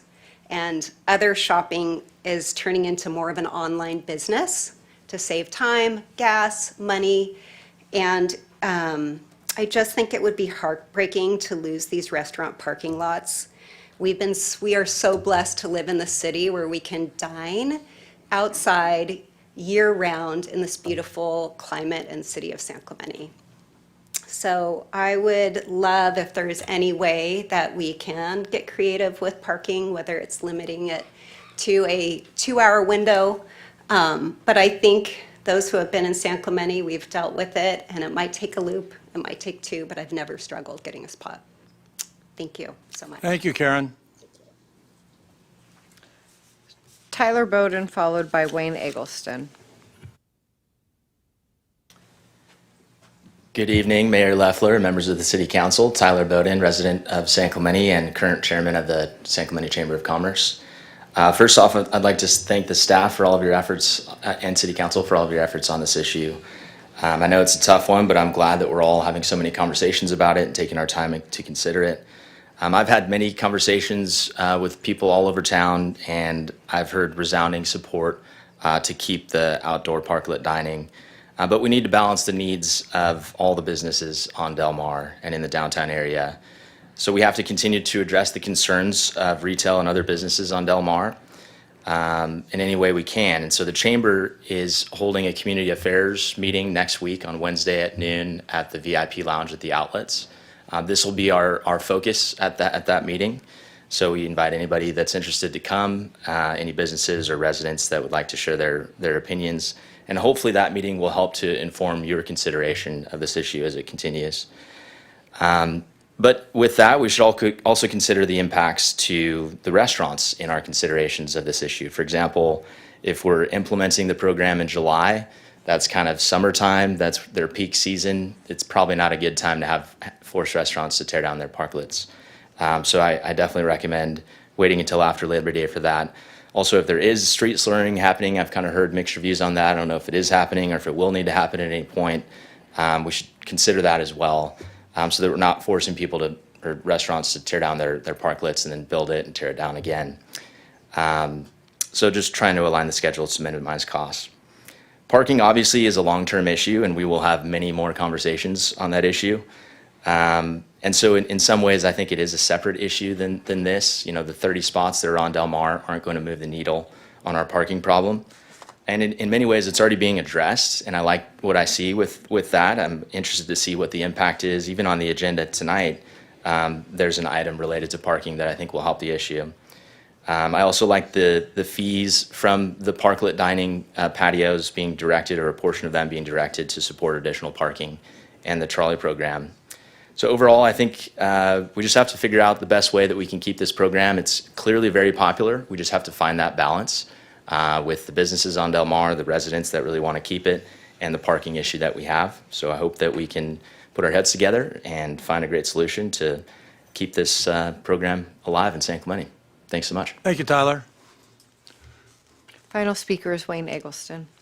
Mayor Eagleston, you know you missed Oral Communications 1. And 2, and 3, and 3. Good evening. The staff report was well-written, complete, professional. Thank you, Adam. Thank you, Zach. A terrific job, to say the least. And I want to thank Mickey for speaking, because she's really talking about long-term streetscape and how we can improve it on Avenida Del Mar. We really need to do that. But the report was very well written. I guess I could nitpick it, but I'm not going to. By the way, Rick Anderson failed to tell you, way back when, I was one of the people also that helped him get the first outdoor dining in San Clemente. Didn't tell me that, Rick. Okay, but two issues on the timing. Number one, when the parklets are taken down and rebuilt with new designs, and two, resealing Avenida Del Mar. The report states parklets come down and be rebuilt in June and July this year. That's a busy season for them. That's not a good business decision. Avenida Del Mar is really tired and old. If you go there when there are no cars parked there in the early morning, there are oil stains all over. They're grimed in dirt. It's disgusting. It needs to be resealed now. There's talk of resealing close to the Olympics 2 years from now, which means parklets will need to be taken down, rebuilt twice in 2 years if resealing is done 2 years from now. Why not do resealing this fall, have residents enjoy, and parklets would only taken down, rebuilt once in 2 years instead of twice with the new design guidelines? That's a much better business decision for our economy and for our restaurants. Plus, it will be a lot more expensive to reseal in 2 years. So go for the new design guidelines as presented by staff and plan for sealing Avenida Del Mar this fall. Please do not design on the dais, which never results in good decisions. Staff has outlined a very, very complete design report. Another quick issue. Sidewalks are for pedestrians. They're not for tables or chairs. Merchandise, bar stools, A-frame signs that people can trip over and fall and sue, as they did in the early 1990s for millions of dollars. This is an ADA access issue and also creates a flea market swap meet effect. San Clemente demographics have changed tremendously over the years and now require a quality shopping district, not secondhand atmosphere and sleazy streetscape. Thank you so very much. Thank you, Wayne. Are there any additional speakers? No. Okay, at this time, do we have questions for staff before I close the public hearing? Mayor, I have a few questions. Regarding the heaters, one of the speakers mentioned that we're proposing to have 2 heaters per parklet. And I think I read it somewhere about the height limit for heaters. What is the height limit? Staff is proposing 5 feet above the height of the deck. 5 feet above the height of the deck. Okay.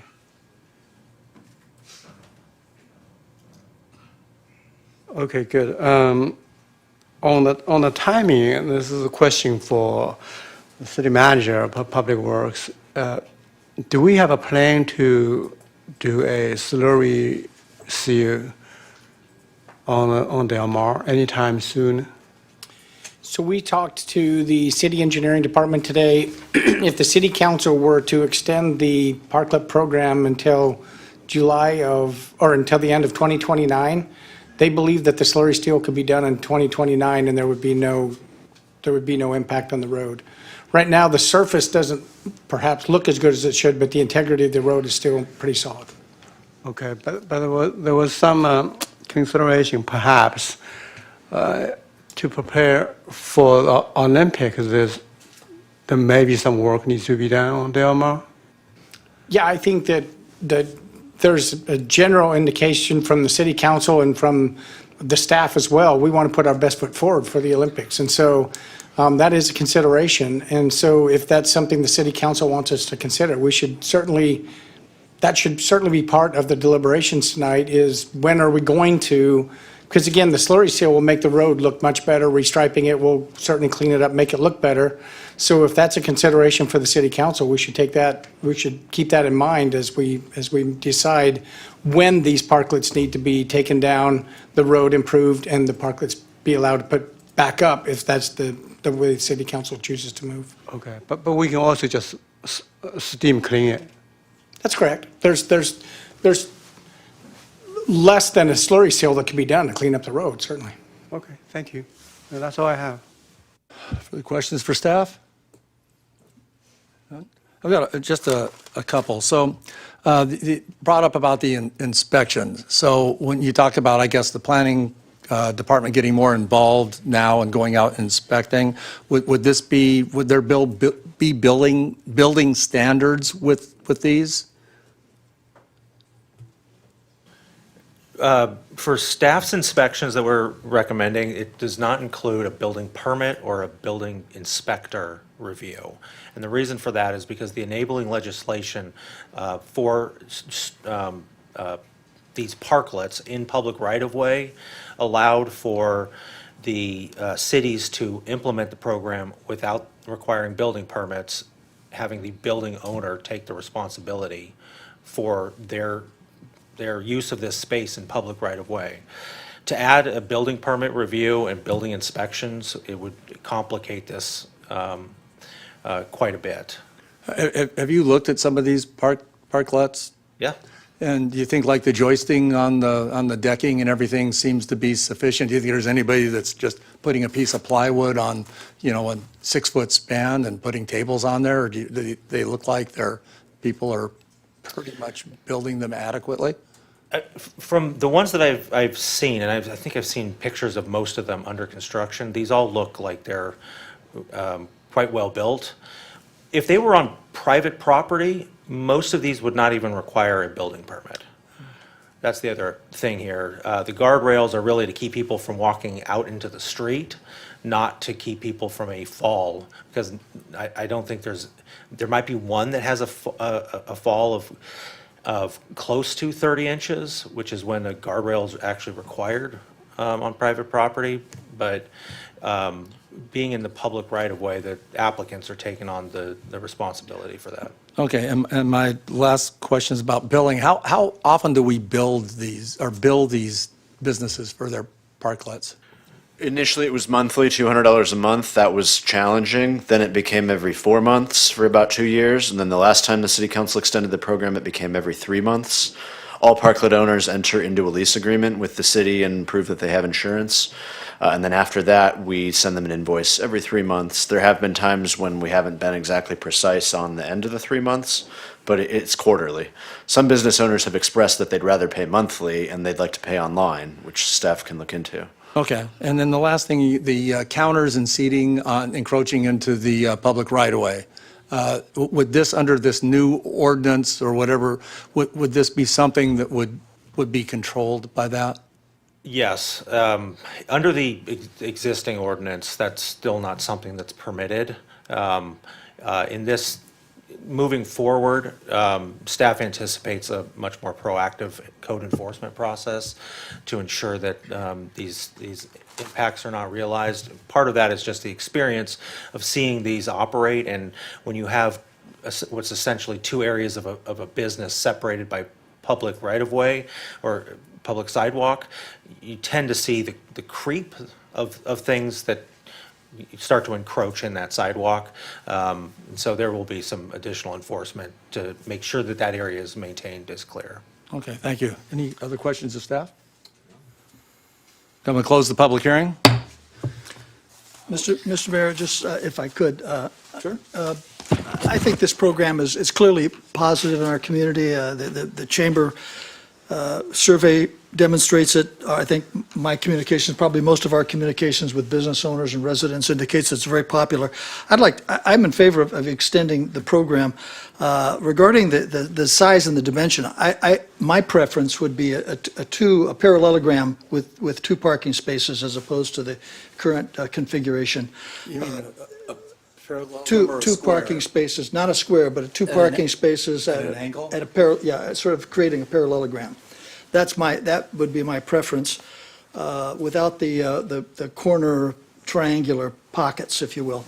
That'd be my preference. The color issue, I had the same question about color. You know, as a beach town,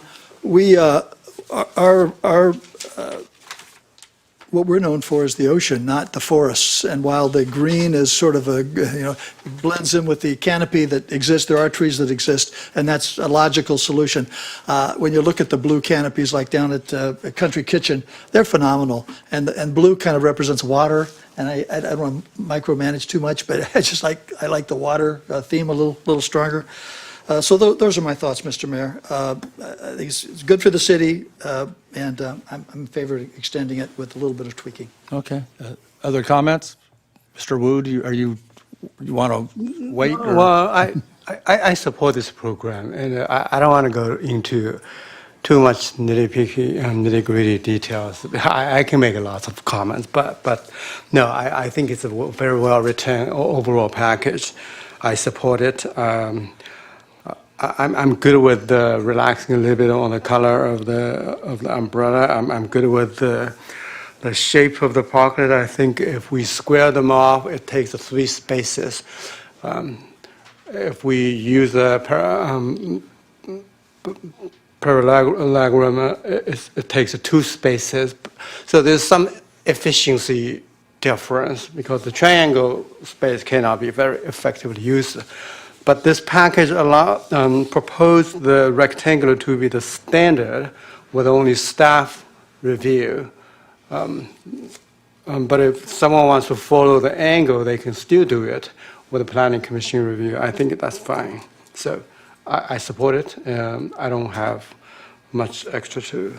I'm sorry. I only wish that the cap can be slightly raised for example, the Del Mar is limited to 10. I'm not sure if the Pierbo area is actually on Victoria. Are they included in the 10, or are they separate? If they're subject to the 5 total, then we have Victoria in front of Pierbo. In front of Pier, we have the Victoria perpendicular to the coast. We have Granada and Cabrillo. So 5 seem to be just 1 for each street. So the caps are to have 10 on Del Mar and 5 elsewhere. Those new limits are representative of I'll say a slight increase over what the city has typically seen and what exists now. So I think right now we have 3 that are not in the Del Mar, or on Del Mar, so that would allow for 2 elsewhere. Okay. And then 1 additional on Del Mar. Okay. And if we have 9 right now and we put the cap at 10, I'm a little worried about the newcomer won't get a space. So we kind of lock them out. So I'd like to see maybe. A restaurant or a newcomer of a? New restaurants, yeah, if they want a Parklet, but we already reached the cap, for the next 2.5 years, they have no opportunity to get a Parklet. So I would like to get maybe a 1 or maybe 2 permits more for Del Mar, so that's all. Mark?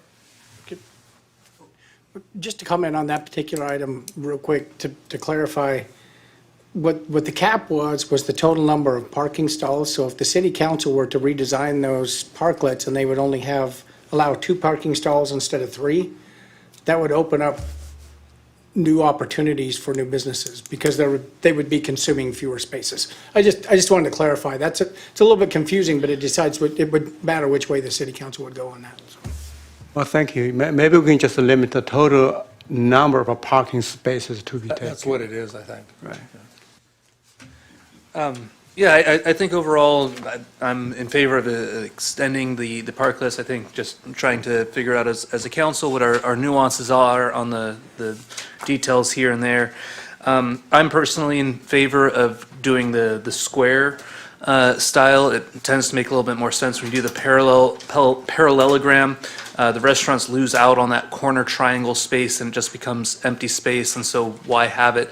And I also like the idea of opening up spots for some of our golf cart users and e-bikers down there. I think if you build those spots for them, they will come, they will use it, and it will enhance that walkable city idea. In terms of the umbrella, the umbrellas, the type of heaters, the type of fencing, I do worry that we're getting a little bit too over-regulating of the exact design on every single one of them. Maybe there's some room for some variation of hey, you can pick from 3 different colors of green, blue, and white, or green, blue, and red. I don't know. But they don't have to be the same. Yeah, they don't On have the to property. be. Yes. Oh, yeah, on the property. Yes, on the property they all have to be the same. But if one restaurant has a blue color scheme and another restaurant has a green color scheme, I mean, who am I to say what's going to help their business more on that? In terms of the fencing on the side, I like the wood panels that are there. And I can also see some might more like the chain aspects that's there as well. So again, I think if there's, hey, here's 2 or 3 options that a restaurant can choose from instead of just one uniform all the way, I'd be a little bit more in favor of, same thing like an HOA. You have, 5 paint colors to choose from. They don't all have to be the exact same. So that would be my recommendation on that. Are you through? Yes, and just we're the other issue I think maybe we need to separate out and discuss is when this needs to be implemented. Maybe we can have that as a separate discussion after going through just the design itself.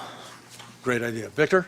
Yeah, I think that the 30 parking spaces is sufficient. We've reached our cap, and I think we've heard from enough members in the public and the business saying, I mean, some believe we've already reached equilibrium, but or maybe have too many, but I agree that we shouldn't expand them. I also believe that, the issue really, for the businesses might be, that are non-restaurants, might be the parking, and it's something that we need to address. And I'd like staff to take a look at that to make sure, that someone mentioned, the e-bike parking area that might be a solution. Even golf cart parking area where you could get more people coming in golf carts and not taking up a whole parking space with one golf cart. If you might be able to put 3 or 4 into, or actually even more into 5 parking spaces. I also went this weekend and looked along Del Mar over by our city building, and we park parallel there, and we might even be able to put more parking spaces there at an angle. I don't know if the road's wide enough there, but it is possible.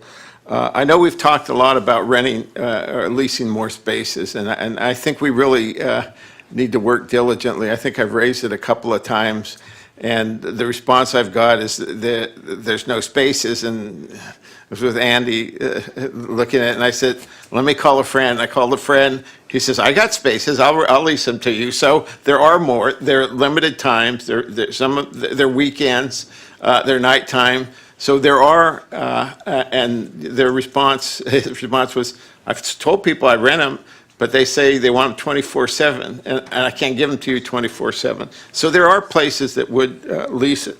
I think we have an obligation for the businesses to take a look at that, and that's one of the things I'd like to look at. So the golf cart parking, the e-bike area, also the employee parking, that we've talked to, because we're told at least that there's a lot of employees that still need a place to park, and they park sometimes downtown and move their cars every 2 hours or 3 hours. And so if we could find that space, and I know Andy and I have explored and talked about places within, 300 yards of that are private lots that may be interested in renting those spaces. If we could get those, have a designation for employee parking there, that would free up more spaces. So the more and more we can free up spaces, I think our businesses that are non-restaurants will thrive. And also, someone mentioned, I don't know what it looks like, but someone mentioned maybe we have a couple more 30-minute parking spaces so that it's not the people that are going to the restaurants, but the people that are going to just go to a shop or two, or the 20-minute spots, a few more of those where we have turnover. And I just want to we do have another item coming up. This discussion's going to come up again tonight. No, I realize that. But in this context, I just want to mention it. I understand. I've heard the balance that would need to be found between, the restaurant owners and the other businesses, and maybe there is a way to address the parking issue, which is really the driver in this, I believe. And we do want people that just go into a restaurant. I don't know if we've looked at that, but we could put a few more 20 minutes. And the final thing is, as the public knows, we've been looking at more enforcement, and we're going to do more enforcement on a regular basis. And that's I don't know if it's on a future agenda item, but it will be rolled out. And if you start giving tickets on those 20-minute spots, every 20 minutes, people will move. If you start giving them after 3 hours, which is on the agenda, people will move. But I think our experience is that people are moving anyhow. But I'm trying to strike the right balance between all those. So I think that the 30-minute parking space is fine. I don't like the idea. I know we've talked about the being in front of the spaces have to be in front of your restaurant, but if we're going to guarantee them a space, not everybody has. I'll give you one example. Avala's, they don't. We take their space in front of their restaurant for the trolley. So we're going to move the trolley then and say, yeah, you get your restaurant space. I'm not sure that's a good thing. So we have to have some room for discretion for allowing some of the restaurants that are there to find the right balance. The next thing I think, I don't know if any of you have ever run a business. I think some of you have. But if you run a business, you realize that you do so mostly on tight margins. And it's very expensive to just sit down and say, okay, and it's easy for us as regulators to say, okay, just tear down and rebuild. But if you're running a restaurant at a tight margin, you can't do that very easily, and you can't do it quickly, and particularly right before the summer. So what I would propose is that we at least, wait, to implement these. If the consensus is we make certain kinds of modification, give the city and the regulators time to meet with them, talk to them, and then after the summer is over, talk to them about these are the kind of things that you need to do consistent with these regulations. But I don't want to micromanage. I think most of them, would fall within a framework of this is a pretty good thing we have, but we could talk to them individually. There's only 9 of them right now about, changing A, B, C, and D, and working with the Planning Commission to execute those changes. If we look at I agree with, we need better landscaping. I don't like micromanaging the furniture. I don't like, I think the height of the plant, the type of the planters is fine, but the height is we need to address umbrellas. I hate to, I think all of you that go out there, you don't want to be in the sun. You just don't, and if there's only 2 umbrellas, you don't want to sit, you won't sit there. So I don't know that us micromanaging the number of umbrellas is a good thing, or the heaters, but those are my thoughts.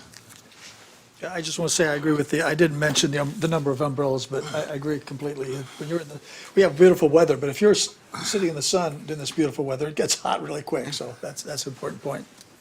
Okay, could you put up the slide with the footprint of the 2 different ones, the parallelogram and the square? In the meantime, look, we have been remiss in supporting the businesses that aren't restaurants. We have 3 businesses right now that are completely blocked by somebody else's parklet. One of those businesses says, I'm just going to go out of business. And it's by the newest parklet, by the way. We have another one, the olive oil store and Trestle's Clothing, completely the front blocked by the parklet of a restaurant. And this extends more than just blocking the front. They want to go out on the Glitz and the Fiesta and put a booth out in front like everybody else can. They can't because they're blocked by a parklet. And 2 of these parklets have outdoor dining already. So we're really, really emphasizing the restaurants over the businesses. On the square one, and I'm not a restaurateur, maybe Rana is still here, the square one makes more sense. It's just, when you start getting deep angles, you can't put people in those angles. Square makes the most sense for putting people in them. The 2 parking spaces, you could have 3 parking spaces as long as it's right in front of your business and not incurring on any other business. So I think that could be kind of up to when you go out and make the site survey. If it takes 3 and they've got a big business front, and it's not blocking a business, I don't have any problem with that. Uniformity, I think, is really, really important. I don't want to see some have slats, some have cables. That's one of the problems out there now. It looks like a mismatch. Cities like Manhattan Beach, Santa Barbara, they have parklets, they have uniformity. I like the idea of the cables, although I understand about the breeze, but at least you can kind of see through them. It makes their bulk look a lot less. I would also when we get to the part about when we're going to take them down, when we're going to put them up, number one, every single restaurant that has a parklet assumes that July it could come down. So nobody went in and bought these parklets thinking they could go beyond July unless somebody up here has told them different. Have they? Have anybody told anybody that it's going to get extended? I'll take that as a no. So they assume it's coming down in July anyway. I don't think so. I think most of them, just talking to them, I think most of them just believe this. They don't follow it like we follow it. So I think most businesses... Okay, question. I think they knew that it expired in July. If they didn't know that, there's Well, that's the lease they signed. Right, exactly. It expires in July. So, and if they don't know that this program ended in July, then, well, that's kind of on them. So the fact is that, and I'm not going to talk about the parking right now, we can talk about that later. I think waiting to the fall is a huge mistake. We're taking these 3 businesses and extending and saying, no, you have to put up with the blocking of your business for another 3 months. I think that's completely unreasonable. We talked about the number of these parkettes. If we say you have to take them down by July, maybe some of them won't. I know one of them's down already. Why? Because they were so many months behind in their in their billing that they decided not to do it. Maybe some of these other businesses will too. Maybe it won't be a problem about having a cap because maybe they'll decide not to rebuild. I think there's ways to modify them right now that they could be modified by July. A lot of these are probably put together with nails and screws. If you do it with bulk construction like they do in Laguna Beach, they can take them apart and put them back together. It's almost like doing a Lego set. So there are options there. So I'm just for making a stand now and deciding what we're going to do, if we're going to continue these or just don't continue them. I think it makes the most sense to have the footprint of the square. Again, if you've got a bigger business and you can take up 3 spots instead of 2 and not block another business, I think that's great. I think we enforce this. It's April. We got 3 months for them to make the modifications if they want to make the modifications. We could maybe even give them a free month's rent or something to help with that. But the bottom line is we can't extend this to 29 to the way it is. We can't punish these businesses when we go through the Fiesta and the Glitz and the car show, the things that we have during the summer where they're completely blocked by a parklet. So that would be my feeling. The umbrellas and the heaters, I agree. I think they ought to be uniform, but it kind of ought to be how they take up the space. I think that's absolutely fine. But my opinion is we either do something like this or where we take the other businesses, the boutiques, and put them as a priority also and make that equal with the restaurants, or we just let the program expire and we just go on our merry way. That's my feeling. Mayor, if I can chime in about the blockage. Blocking other stores, storefront is one of the biggest issues because we certainly don't want to reduce the visibility to the storefront. So the biggest thing is the umbrella. So I do think that if they have oversized umbrella, or if they have too many umbrellas, and then if we were to extend the construction, the replacement schedule, well, that's the number one thing I'd like them to go down. I just wanted to clarify, there's 3 businesses where the actual, not the umbrellas, the parklet, because of the angle, goes out and just blocks their whole storefront. Blocks the whole If front. the parklet is only... No. 40... It blocks their front. Their parking space that they have right in front is taken up by the parklet. You're not talking about Because of the parallelogram. You're not talking about the visual... No, I'm not about visual. I'm talking about the actual construction. It takes up the parking place right in front of their businesses. Well, the parking space, okay. So in other words, as you drive down the street, you can't see 3 businesses completely because of the parklets that have been constructed. If the parklet is only 4 feet tall, they won't block the storefront. The storefront is glass and signs above the doors and the windows. Look, if you go ahead and AI, what does a city parklet look like? And one of the first things that says will not incur on another business. You see that's made up by all these cities that have parklets, including Laguna, Santa Barbara, Manhattan Beach. None of them allow a construction in front of their business. None of them do. Okay, I hear you. My biggest concern is the height.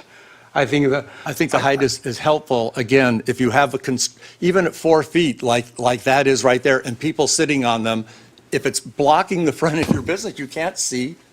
As you're driving down the street, you can't even find the business. There's only 3 of them, so it shouldn't be that big of a deal. We haven't had restrictions in the past. That's the problem. I mean, we did this during COVID. It was kind of a knee jerk, which needed to happen to keep these businesses open. But we didn't have design really review. I mean, they had basic guidelines, but they didn't have restrictions about where you could even put them. You could go ahead and put them three businesses down if you wanted to. It was just a matter of spaces, not about design. Mr. Mayor, May I make a recommendation in discussing this because I think we have our opinions out there. I think it'd be good if we maybe go issue by issue, and then we can come to consensus on each issue, that then we can give direction to the staff collectively as we go through them all. Okay, that's great. So you want to talk about footprint first? Sure, let's do footprint first, and I think the options are either square or parallelogram. My vote would be for a square.